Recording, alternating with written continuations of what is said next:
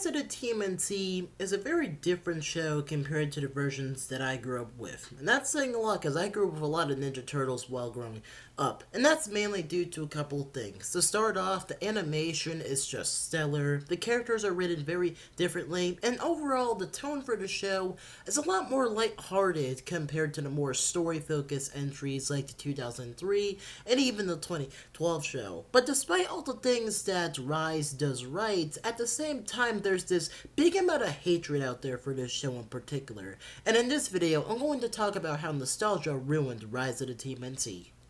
Now, before I get into this video, I think it's fair that I provide a little bit of background for what TMNT is just in general. So TMNT is a long-running franchise, starting off from comics, to TV shows, to movies, and even games at some point. This franchise has been going on long enough to the point to where it can be considered a household name, and if you don't know about Ninja Turtles, well, you might as well have been living under a rock because it's just that popular. But the thing about this franchise, like any other one, is the fact that with it continuing to exist for such a long time, so much to the point to where there's been multiple shows that have rebooted themselves and whatnot, there tends to be a certain cycle that tends to rinse and repeat itself, and something which I like to call the generational divide.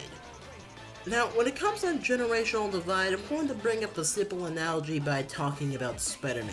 So, you guys know how there's at least, I don't know, 4 different Spider-Man franchises out there. If we're going to be talking about the movies specifically, like the Tobey Maguire movies, the Andrew Garfield movies, the Tom Holland movies, and then Spider-Verse on top of that, well, pretty much to make things simple, each generation of kids has at least grown up with any of these movies in some capacity, because not only is it their introduction to the character, but to them it's probably their most definitive version of the character, because that's the version which they're most fond with and most familiar with. But when the franchise eventually reboots itself and it's replaced with something else, there tends to be this thing to where the old fan base absolutely despises it because it's so different and so new, but the new generation of kids doesn't really mind it because this is their introduction to the character. But then the same thing happens again to where the franchise reboots itself, and then there's another set of changes that have been made, and the old generation of kids that used to not mind the changes absolutely despises it because it's so different from what they're familiar with. And unless we're talking about Spider-Verse, which is relatively fine because it's like a completely different character compared to Peter, yeah, Rise of the TMNT as of now is the current punching bag of the TMNT franchise, to where the old fans absolutely despise it, but the newer fans and people that are more open-minded don't really mind the changes. And this is the part where I'm going to talk about some of the criticisms for the show that just, don't really make all that much sense now that I've at least seen Season 1 and watched the movie. So, while there have been many criticisms towards Rise of the TMNT, or just Rise as I'm going to refer to it through the rest of this video, there's one statement which I'm going to address specifically, which I'm going to spread out into different segments. Like, for example, this show is way too different to be considered a TMNT show.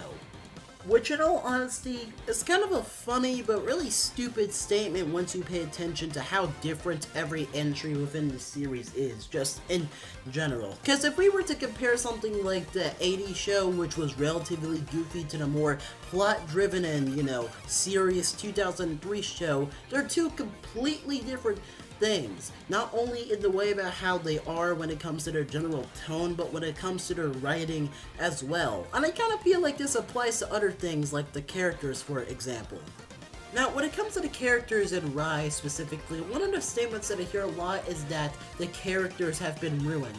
And I'm not talking about like all the OCs and all the original folks. I'm talking about like, the legacy characters like the Turtles, April, Casey, that showbiz. And while I do understand where people are coming from, I just can't really agree with this statement. Because sure, while the characters can be very different from their previous counterparts, when has any character really been an exact copy of their previous counterpart?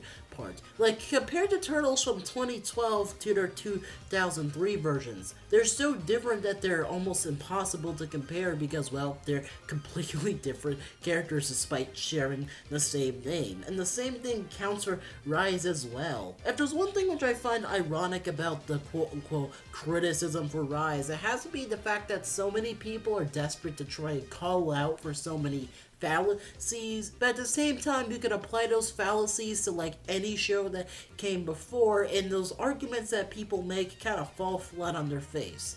But how about we continue on from the harsh criticism, you know?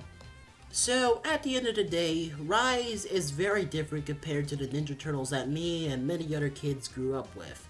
But I'm not gonna lie, I have to give it credit for trying out new ideas and doing a lot of things that other shows would be afraid of, especially with such a grand legacy of sticking to such a formula, you know. And while I do feel like there's a large majority of people that hate the show for being different and for going against the status quo, I do feel like in the future, ironically, there's going to be a rise of people that appreciate the show for being what it was instead of just hating it for being different.